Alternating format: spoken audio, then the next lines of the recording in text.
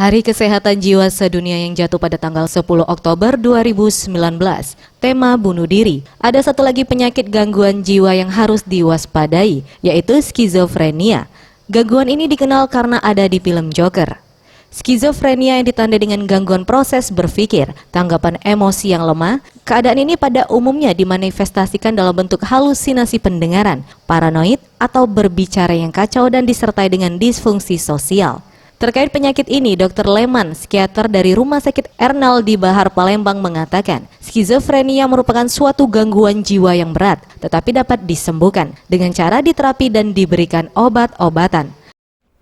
Ya, berkaitan dengan skizofren sendiri adalah suatu gangguan jiwa berat yang sejauh ini dapat diobati, sebagian dapat disembuhkan dan ada obatannya.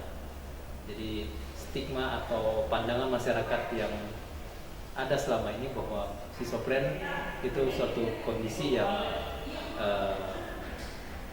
tidak dapat disembuhkan itu adalah keliru, dan ada sebagian masyarakat masuk atau mengurung pasien-pasien dengan gangguan jiwa berat tersebut. Itu juga keliru karena